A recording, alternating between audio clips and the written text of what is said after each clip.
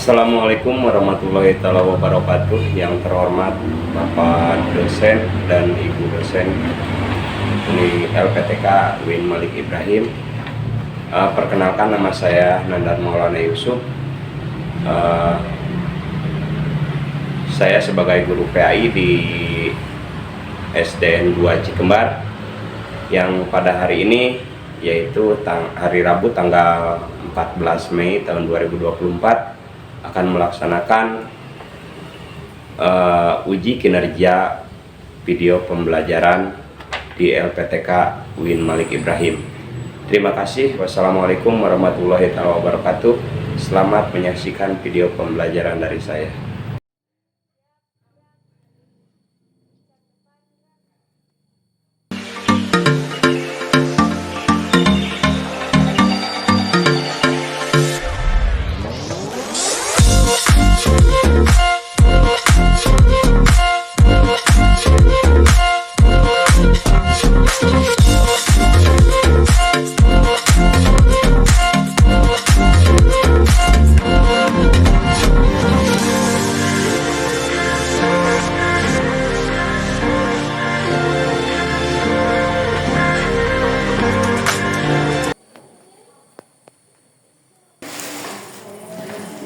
Oke, assalamualaikum warahmatullahi wabarakatuh. Waalaikumsalam warahmatullahi wabarakatuh. Alhamdulillahirabbil alamin wa bihi nasta'in wa ala umuri dunya wa din wa ala alihi washabihi ajmain. Amma ba'du. Pertama-tama kita panjatkan puji dan syukur kehadirat Allah Subhanahu wa taala bahwasannya pada hari ini ya kita bisa berkumpul dalam pelaksanaan proses belajar mengajar, yang mana mudah-mudahan pembelajaran pada hari ini bisa mendapatkan hikmah dan manfaat dari proses pembelajaran kita. Amin ya Allah ya rabbal alamin. Baiklah anak-anak, sebelum kita proses belajar mengajar, terlebih dahulu dipersilakan untuk disiapkan dulu.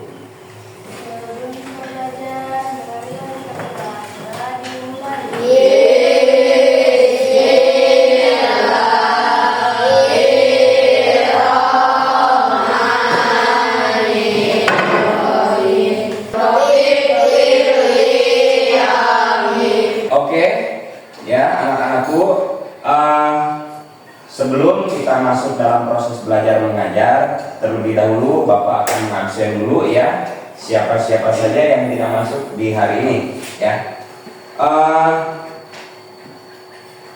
Ada yang sakit nggak hari ini? Ada.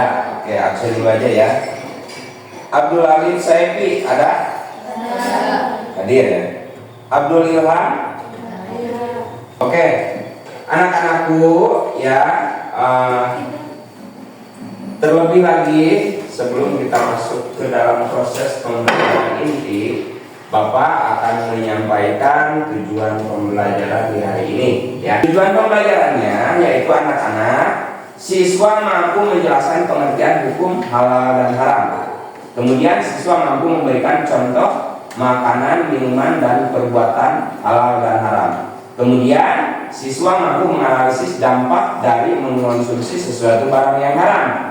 Keempat adalah siswa mampu membuat proyek terkait penerapan hukum halal haram dalam kehidupan sehari-hari. Kriteria pencapaiannya untuk pembelajaran hari ini yaitu siswa mampu menyelesaikan proyek kelompok yang menggambarkan penerapan halal dan haram secara kreatif. Siswa mampu memahami dan aturan terkait halal dan haram berdasarkan Quran dan Al-Hadis. Maka dari itu ya, sebelum masuk ke proses pembelajaran, marilah kita menyanyikan lagu wajib nasional. Anak-anakku dimohon untuk berdiri ya.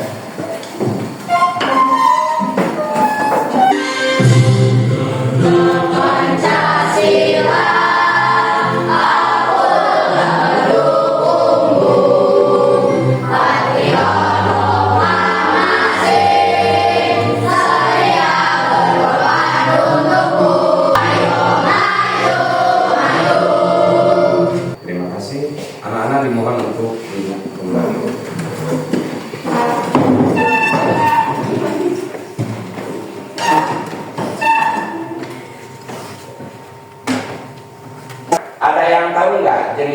makanan yang halal. Ada yang tahu nggak? Boleh digambarkan, deskripsikan makanan apa saja, bentuknya seperti apa, bahan dasarnya seperti apa. Ada yang tahu nggak anak-anak?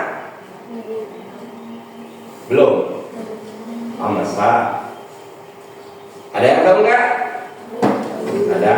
Contoh misalkan makanan yang halal itu adalah daging ayam, ya, nasi, sayur, itu adalah makanan yang halal.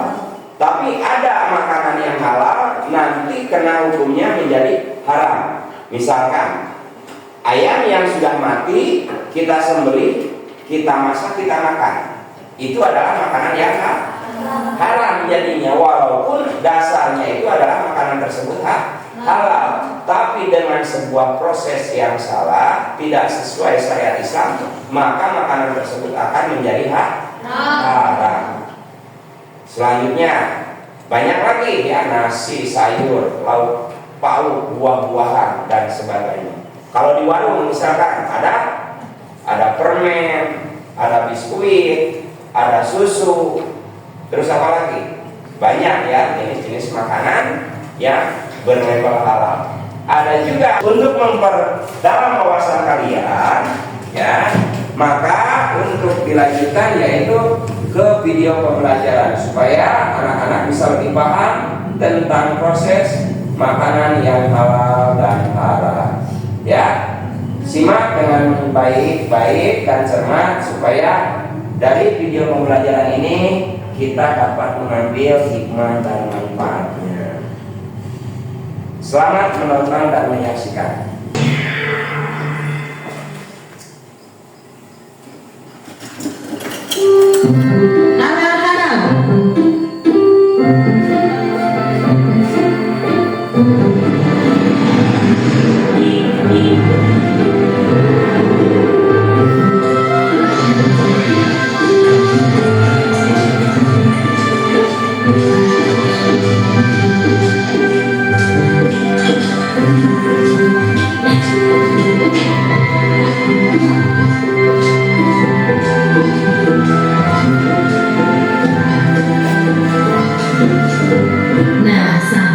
Di sini tempatnya, nak. Bu, memangnya ibu di sini mau membeli apa? Oh, ibu ingin membeli makanan cepat saji, beberapa bumbu masak, sayur, dan juga buah pir hijau kesukaan kamu, Samir. Kalau begitu, Samir bantu memilih ya, Bu. Ada kasih. Kalau begitu, kembalikan saja itu, lalu kita pergi ke kasirnya. Ayo, siapa takut?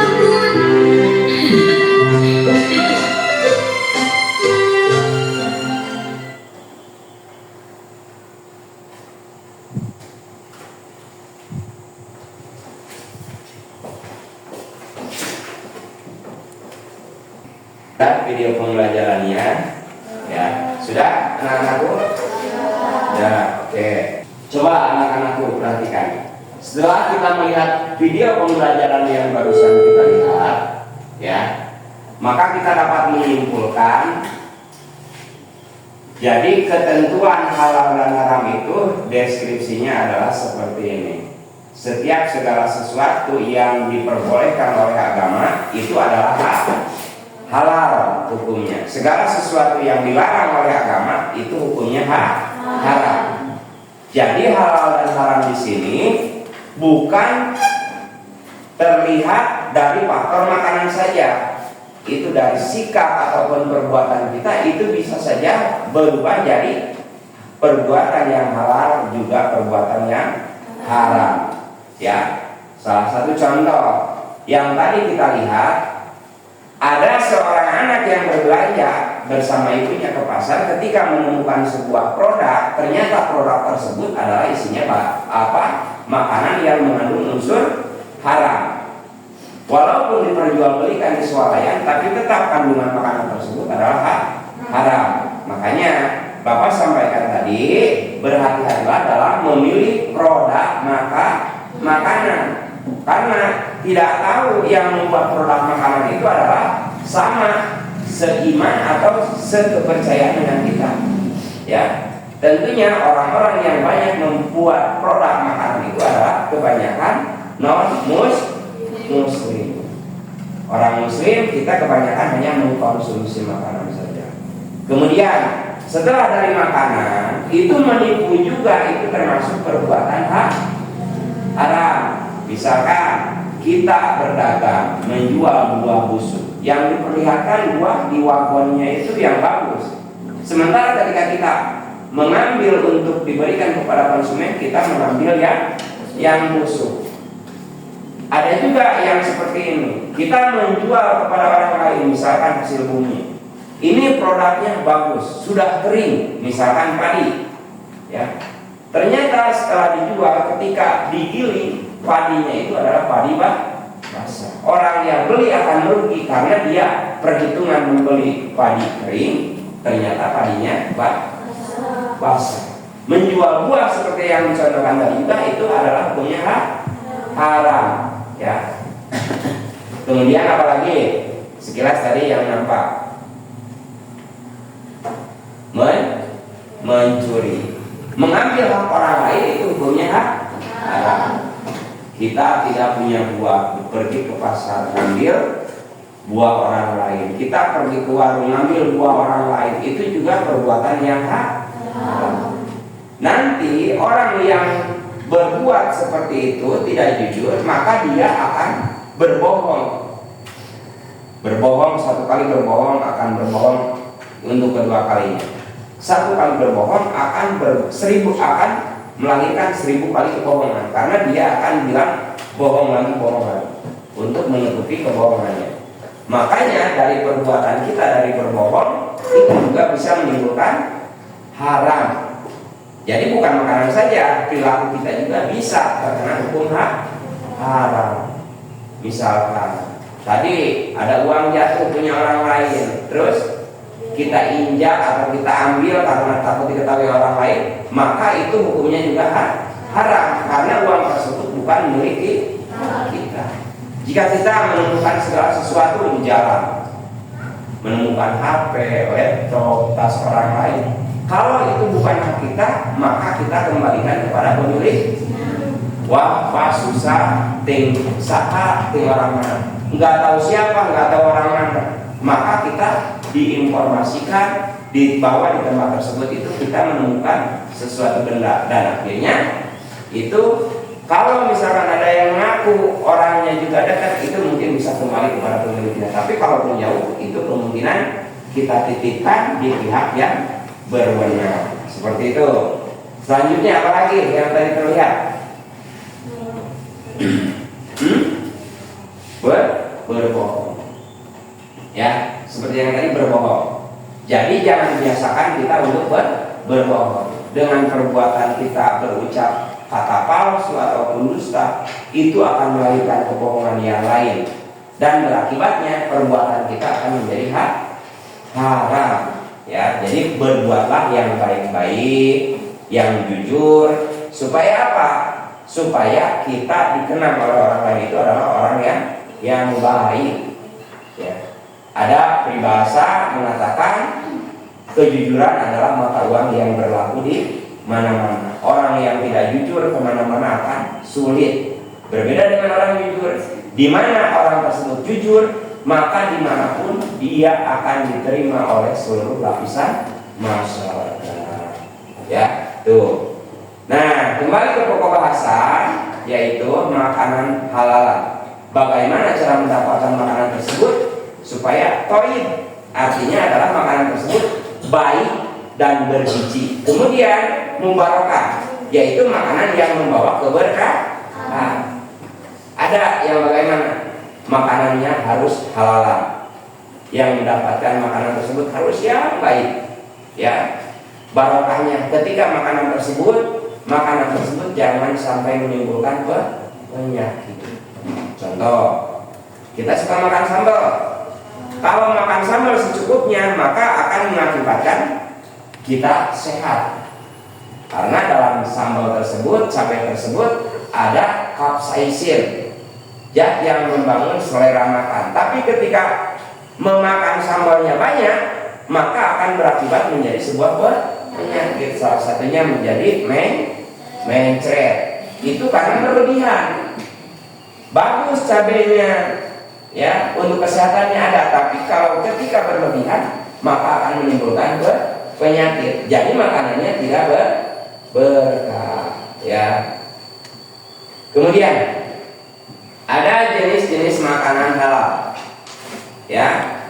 Mungkin di pikiran kita akan tersirat makanan halal itu seperti apa dan yang mana, bagaimana cara mendapatkannya. Oke, pertama kita lihat dari sisi hewan. Hewan ada yang di darat maupun ada yang di laut, seperti kelinci, ayam, kambing, sapi, burung, dan ikan. Kita lihat, ada hewan yang di darat, kelinci, ayam, kambing, sapi, burung, itu adalah makanan yang halal jika disembelih sesuai syariat Islam. Itu makanan. Sementara yang lain seperti singa, anjing, macan yang mempunyai taring, itu adalah makanan yang diharamkan. Sekarang ada poin ikan. Ikan itu adalah makhluk hidup yang hidupnya di air, mau di air tawar ataupun di air asin atau di laut. Semua binatang atau ikan yang ada di laut kena hukumnya itu adalah halal. Dan ikan yang sudah jadi bangkai pun jika kita tidak merasa jijik mau memakannya, ya, kalau sudah diolah maka itu hukumnya halal. Seperti belalang, tahu belalang? Ada yang suka belalang, ya. Belalang tersebut itu hukumnya halal. Bangkainya pun kalau mau itu halal, ya. Itu hukum ikan, ya. Kemudian yang kedua ada nabati. Nabati itu dalam pengertian adalah jenis tumbuh-tumbuhan.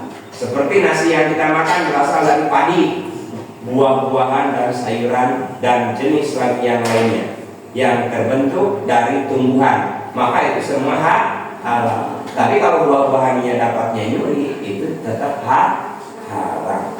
Kemudian hasil bumi yang lain seperti yang sudah disediakan oleh Allah, hanya tinggal kita mengolahnya, ada garam dan semua hasil bumi itu adalah makanan-makanan yang halal. Selanjutnya ada makanan yang halal dari usaha yang kita peroleh, yaitu halal makanan dari hasil bekerja yang diperoleh dari usaha lain, seperti bekerja sebagai buruh, petani, pegawai, tukang, dan lain-lain. Ya, itu adalah contoh dari bidang pekerjaan oleh Allah Subhanahu wa Ta'ala. Segala jenis minuman apa saja yang ada di bumi ini halal untuk diminum kecuali ada larangan, yaitu mengharamkannya seperti meminum darah ular ataupun meminum darah dari binatang seperti marus. Zaman dulu itu kalau potong ayam, darahnya itu diambil kemudian dipanaskan dan dimakan darahnya. Hal seperti itu tidak boleh karena darah tersebut hukumnya adalah haram karena keluar dari binatang yang sudah disembelih. Kemudian seperti darah kerbau, darah sapi yang ada di janggal, itu adalah hukumnya haram, ya.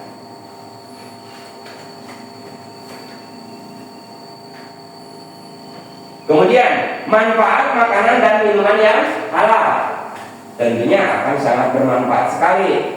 Jika kita memakan, meminum minuman yang halal, itu akan berdampak pada fisik kita, menjadikan fisik kita sehat, kuat. Kemudian jika makan makanan yang haram, maka akan berakibat juga pada tubuh kita. Misalkan beberapa ulama mengatakan bahwa jika rokok itu adalah ada yang mengharamkan, ada yang memakruhkan. Kenapa? Ada yang memakruhkan, ada yang menghalalkan. Jadi dari produk rokok tersebut sebenarnya itu ada efek, kalaupun sekarang tidak berasa, dalam jangka waktu yang panjang itu akan berakibat seperti rusaknya paru-paru, rusaknya jantung, dan penyakit-penyakit yang lainnya, bisa stroke, kanker, ya, itu akibatnya. Maka sebagian ulama ada yang memakruhkan dan ada yang haramkan. Beberapa itu adalah manfaat-manfaat dari makanan dan minuman yang halal. Selanjutnya ada dalil nakli tentang makanan dan minuman yang halal, yaitu wa kullu mimma razaqakumullahu halalan thayyiban wa taqullaha alladziina antum bihi mu'minun. Yang artinya, dan makanlah makanan yang halal lagi baik dari apa yang Allah telah berikan rezekinya kepadamu, dan bertakwalah pada Allah yang kamu beriman padanya. Quran surat Al-Maidah ayat ke-88. Nah, itu adalah dalil nakli. Dalil nakli itu adalah firman Allah yang tercantum di dalam Al-Quran.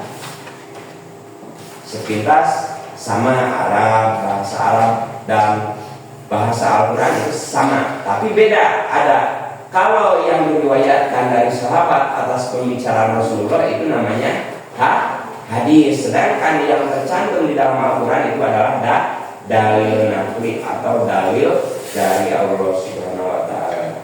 Kemudian setelah dalil nakli ada makanan dan minuman yang haram. Coba ya, banyak terjadi salah sangka dari masyarakat bahwa mencari rezeki yang haram saja sulit, apalagi yang halal. Itu malah memicu banyak kesalahpahaman tentang halal dan haram suatu rezeki. Akhirnya banyak masyarakat menghalalkan segala cara untuk mencari rezeki, padahal belum tentu halal. Kita sebagai orang bertakwa hendaknya menghindari hal itu dengan banyak mempelajari Al-Quran dan Al-Hadis tentang pengertian halal dan haram. Itu sudah halal, lebah madu itu, tapi induknya itu, lebahnya itu adalah hukumnya haram. Tahu kan? Lebah yang menghasilkan madu. Kemudian air kencing itu juga haram kalau diminum, ya. Itu dari badan kita apa buat obat ya, itu nggak ada dari ilmu kedokterannya, tetap aja air kencing itu haram. Kemudian makanan yang diharamkan oleh Allah Subhanahu wa Ta'ala. Makanan yang diharamkan agama yaitu makanan dan minuman yang diharamkan di dalam Al-Quran dan Al-Hadis. Bila tidak terdapat petunjuk yang melarang, kembali kepada kita. Ya. Nah, itu adalah materi-materi pembelajaran hari ini. Sebelum kepada akhir pembelajaran, di sini tugas dari kalian akan diberi tugas, yaitu tentang mengumpulkan sebuah produk, dan produk tersebut terkandung dari bahan apa saja. Kemudian nanti kalian akan mempresentasikan apa kandungan makanan tersebut di depan kelas teman-teman semua. Ya, itu tugasnya. Sekarang silahkan anak-anakku buatlah kelompok belajarnya. Ya, yang sebelah sini 1, 2, 3, 4. Kalian harus menuliskan jenis-jenis makanan yang halal dan haram. Kemudian minuman yang halal dan haram. Ya, ini coba perhatikan. Yang ini membuat kelompok makanan halal. Ini kelompok minuman yang makanan halal, minuman halal. Terus minuman halal, minuman haram. Di sini nama kelompoknya sampai 6 ya.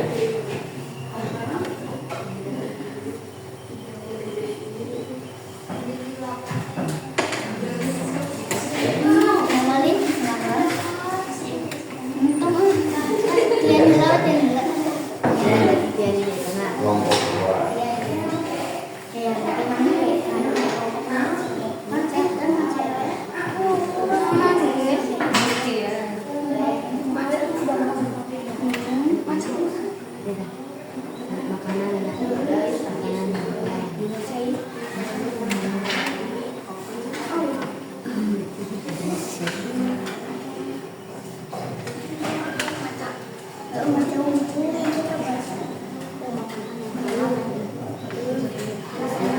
Kelompok 3 minuman yang halal. Kelompok yang keempat adalah minuman yang haram. setiap kelompok dimohon untuk mempresentasikan ke depan tentang hasil penelitiannya, ya, bahwa makanan ini terbuat dari apa, kandungannya apa, silakan, ya. Untuk kelompok 1 dipersilakan, ya, untuk mempresentasikan hasil dari observasinya. Untuk teman-teman yang lainnya dimohon untuk memperhatikan, ya.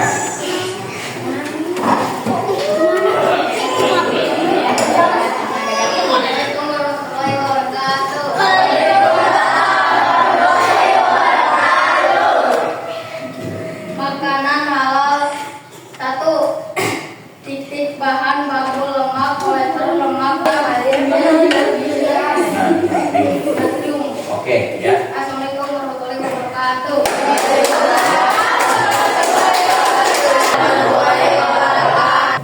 Babi, anjing, kucing, monyet, elang, lebah, ular, buaya, singa, kodok. Dan kodok. Oke, ya, terima kasih untuk kelompok 2.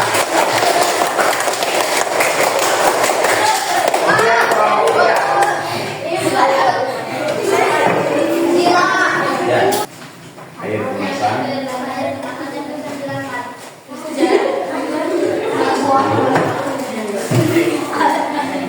Oke, terima kasih ya untuk kelompok 3. Selanjutnya, nggak apa-apa sampai di 3.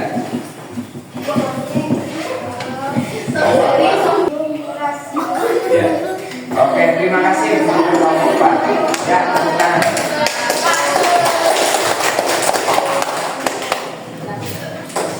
Baiklah, anak-anakku sekalian, alhamdulillah pembelajaran hari ini mulai dari kita elaborasi, kemudian kegiatan inti, alhamdulillah telah dilaksanakan.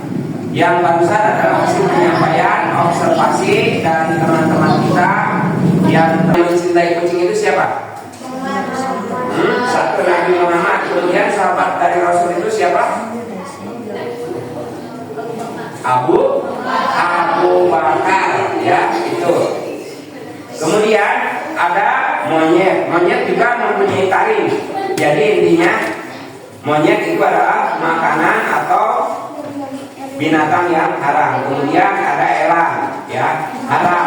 Kemudian lebah juga haram, terkecuali madu lebah itu halal. Kemudian ada ular juga termasuk binatang yang haram. Bagaimanapun cara memasaknya, tetap binatang tersebut adalah haram.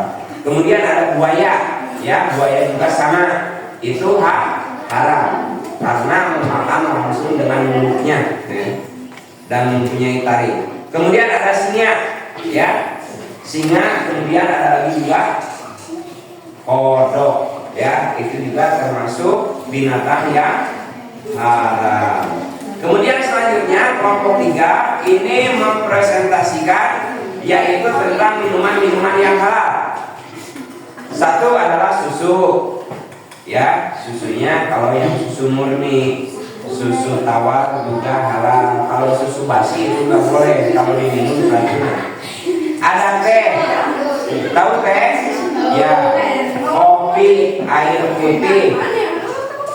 Tapi kalau air putih itu ada bangkainya, itu hukumnya haram. Kalau bangkai anjing haram airnya. Kalau ada bangkai ikan enggak, ya. Kemudian ada minuman bersoda atau minuman kaleng, ada tuh halal karena punya label halal. Ada soda, ada Yakult, air kemasan yang di galon seperti Aqua mineral. Ada marjan, ya, marjan juga halal. Kemudian ale-ale halal, dan jenis minuman mineral lainnya juga termasuk ke dalam kategori halal, asalkan jangan yang mengandung alkohol lebih dari 7%, itu hukumnya haram.